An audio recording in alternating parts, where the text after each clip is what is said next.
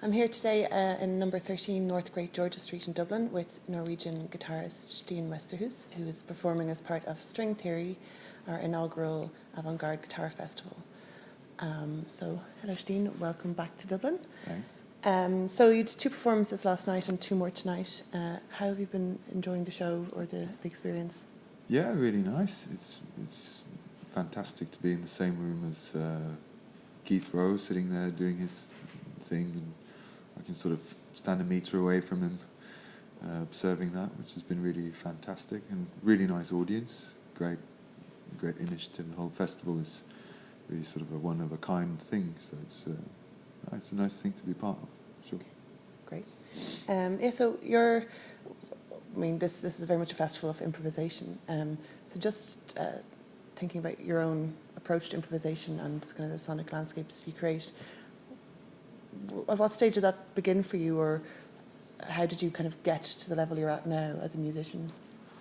I think that there is an answer to that which I don't really know, and possibly take a good few weeks to sort of give like a full answer to. But I think at least where I am now is sort of a combination of the sort of exploration of the guitar and the sort of sonic landscapes I've been doing for the last 10-15 years, combined with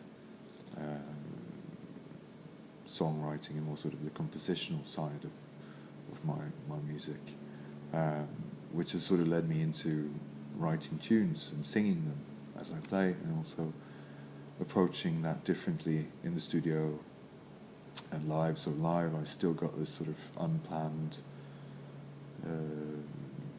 set of, I just go on stage, start playing, and then, you know, if some of the tunes from the album show up, I sort of play them, but they can sort of they live their own lives. So it's not like I play the compositions and then improvise around them. It's more like a sort of internal world that sometimes pops out. Okay. So it's just like a flow of whatever is going to happen. Yeah, it's just some material, yeah, which I can use from.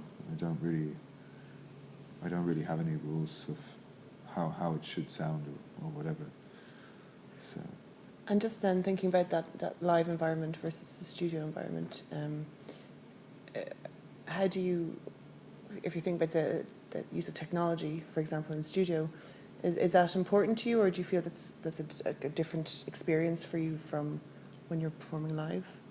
Well, it's definitely different in the way that when I work in the studio, I'm very conscious of the format, so I sort of work myself into this sort of album format and this sort of recorded format, and so I try to sort of get the best of the live format, the sort of free, sort of impulsive playing in the studio, where I sort of just record my live rig sort of thing. But and apart from that, I don't really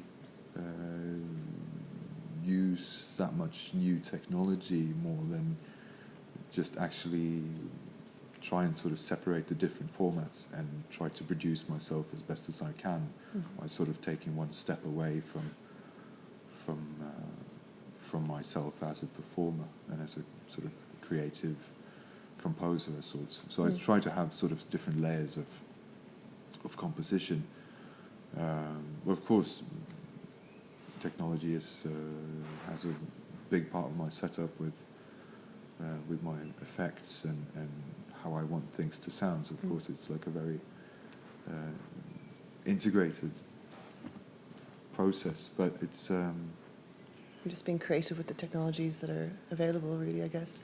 Yeah, and sort of always trying to sort of, you know, search through all the sort of new stuff that comes out, but I always end up with a minuscule part of it. I just always try to sort of make the music lead the way, instead of doing technical stuff just because it's available. It doesn't really make any sense to me. And so my setup looks very complex, but it's actually really basic. It's just maybe just a bit sort of non-standard routing and back forth, but it's I don't really consider myself like a high-tech guitarist. Yeah, yeah. It's more sort of I like to have a clear idea of how I want things to sound, and just try and use technology to make it sound as best as I can, really. So. Mm-hmm. Okay. And so you're performing here solo.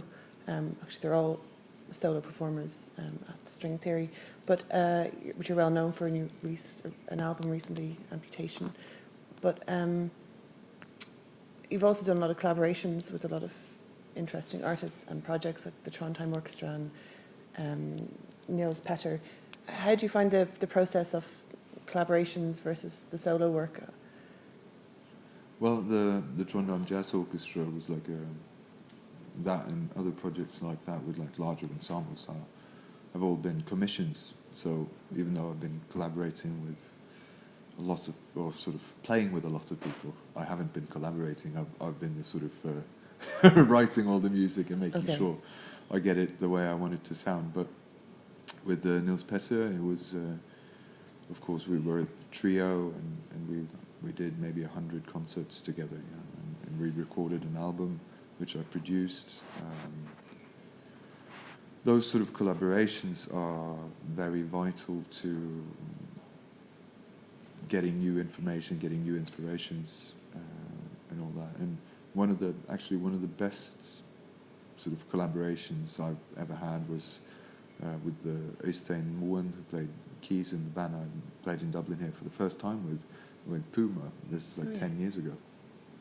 We sort of learnt the craft of studio work by, figuring it out and producing our own albums when we were just starting out. And that was really creative studio work, which we had. If I hadn't done that, I think I never could have done the records after that, because we were really sort of trying to figure it all out and just really sort of making our own ways of working in the studio.